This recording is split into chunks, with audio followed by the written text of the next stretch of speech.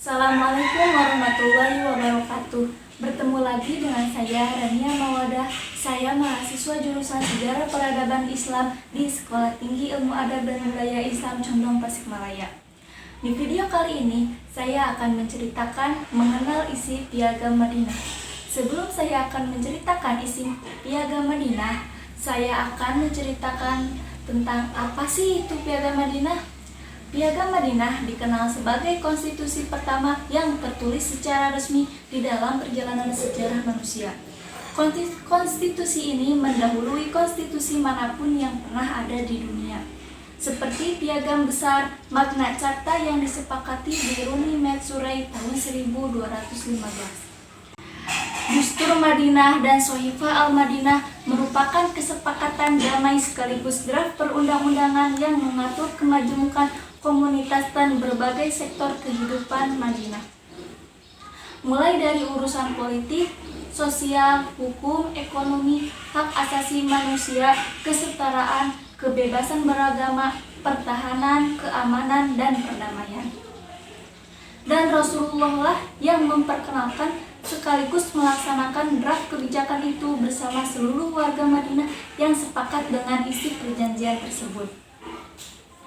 Disebut juga kesepakatan damai karena di seluruh perwakilan kelompok di Madinah turut menandatangani perjanjian itu, termasuk kelompok Yahudi, Bani Qainuqa, Bani Nadir, dan Bani Quraizoh. Bahkan, Nabi sempat mengangkat sekretaris dari orang Yahudi agar mudah mengirim dan membaca surat berbahasa Ibrani dan Assyria. Namun, karena berkhianat dan bersekongkol dengan musuh, akhirnya sekretaris diganti oleh Zaid bin Sabit. Ini tandanya Rasulullah memberikan kesepakatan yang sama kepada warganya, tanpa melihat latar belakang keyakinannya, selama dia kompeten dan juga dapat dipercaya. Melalui piagam inilah Rasulullah SAW memperkenalkan sistem kehidupan yang harmonis dan damai bagi masyarakat Madinah yang majemuk dan plural. Di sana Rasulullah SAW meletakkan dasar kehidupan yang kuat bagi pembentuk masyarakat baru, yaitu masyarakat madani yang rukun dan damai. Masyarakat itu setidaknya berasal dari 3 kelompok yang berbeda. Muslim dari kalangan Muhajirin dan Ansor sebagai kelompok mayoritas. Non-Muslim dari suku Aus dan Khoraj yang belum masuk Islam sebagai kelompok minoritas dan kelompok Yahudi. Yang kedua, kondisi faktual warga Madinah. Beberapa alasan Rasulullah SAW menyusun draft kesepakatan berupa Piagam Madinah. Pertama, Madinah merupakan wilayah yang dihuni kelompok masyarakat yang heterogen. Yang kedua, penduduk Madinah pra-Islam dikenal sebagai kelompok yang akrab dengan peperangan dan konflik, terutama oleh dilakukan suku besar Aus dan Khoraj. Keduanya bersama sekutu masing-masing dari kelompok Yahudi, yakni Bani Quraizoh dan Bani Nadir, berseteru tanpa henti. Konon, Bani Quraizoh sebagai sekutu suku Aus, sedangkan Bani Nadir sebagai suku Khoraj. Sejarah mencatat tidak kurang dari 120 tahun mereka berseteru dan terlibat peperangan. Setidaknya ada 4 perang besar yang terjadi di antara keduanya. Yang pertama, Perang Sumir, Aus menang atas Khoraj. Yang kedua, Perang Ka'ab, Khoraj menang atas Awd. Yang ketiga, Perang Khotib, Khoraj menang atas Aus. Dan yang keempat, sebagai puncaknya Perang Bu'ats, Aus menang atas Khoraj pada tahun 617 Masehi. Namun, setelah Rasulullah hijrah, kedua musuh kebuyutan ini berangsur-angsur damai. Bahkan mereka sendiri yang sangat merindukan perdamaian, namun selama itu ada yang menyatukan. Dalam penjelasan ini, Piagam Madinah tidak bisa dilepaskan dari strategi Rasulullah mendamaikan kedua suku tersebut, sekaligus menyatukan semua penduduk Madinah, baik mendatang maupun setempat, baik Muslim maupun non-Muslim. Setelah sebelumnya, beliau berhasil mempersaudarakan kaum Muhajirin dengan Ansor.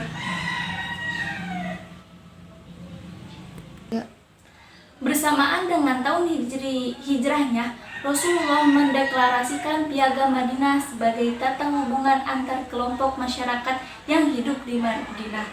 Melalui Piagam Madinah ini, Rasulullah SAW memperkenalkan konsep perlindungan negara yang didasari oleh wawasan kerukunan dan perdamaian. Melalui piagam ini, Rasulullah juga berupaya menegaskan konsep kebebasan beragama, tanggung jawab, saling menjaga, tak masing-masing madani yang dikenal sekarang ini erat kaitannya dengan sejarah kehidupan Rasulullah SAW di Madinah. Di samping istilah itu juga memiliki makna ideal dalam kehidupan berbangsa dan beragama untuk mewujudkan masyarakat yang toleran, rukun, dan akomodatif terhadap perbedaan. Sekarang saya akan menceritakan isi Piagam Madinah. Piagam Madinah yang dideklarasikan Nabi SAW itu memuat 47 pasal, yang di dalamnya tertuang ketentuan yang mengatur sistem perpolitikan, keamanan, kebebasan beragama, kesetaraan di muka hukum, perdamaian, dan pertahanan. Dalam bidang politik pertahanan, misalnya disebutkan bahwa yang pertama, seluruh kaum muslimin dan Yahudi yang tergabung dalam perjanjian dikategorikan sebagai satu umat dan wajib berjuang bersama-sama dalam menciptakan keamanan nasional dan bela negara bila sewaktu-waktu ada serangan musuh dari luar. Yang kedua, semua kaum muslimin dengan berbagai latar belakang suku seperti suku Quraisy, Bani Auf, Saidah, Al-Hars, Jusham, An-Nazar dihimbau untuk tetap kompak bekerja sama seperti halnya dalam membayar diat dan membebaskan tawanan. Yang ketiga, sesama muslim dan juga Yahudi tergabung dalam perjanjian tidak diperbolehkan membuat persekutuan baru tanpa seizin pemerintah Rasulullah.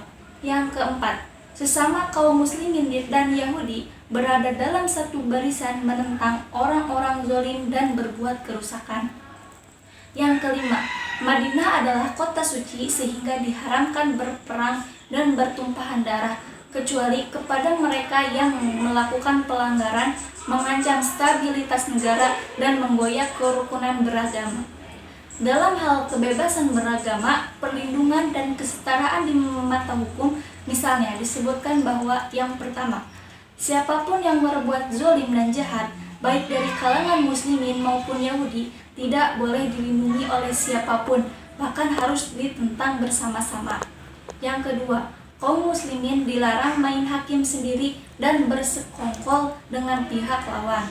Yang ketiga, selama tidak melakukan pelanggaran, kelompok Yahudi dan sekutunya berhak atas perlindungan, pertolongan, dan jaminan negara. Yang keempat, baik kaum muslimin maupun kaum Yahudi bersama sekutunya diberi kebebasan untuk menjalankan agama masing-masing. Yang kelima, jika pendukung piagam diajak berdamai dan semua pihak yang terlibat perjanjian memenuhi perdamaiannya, maka kaum muslimin wajib memenuhi ajakan damai tersebut.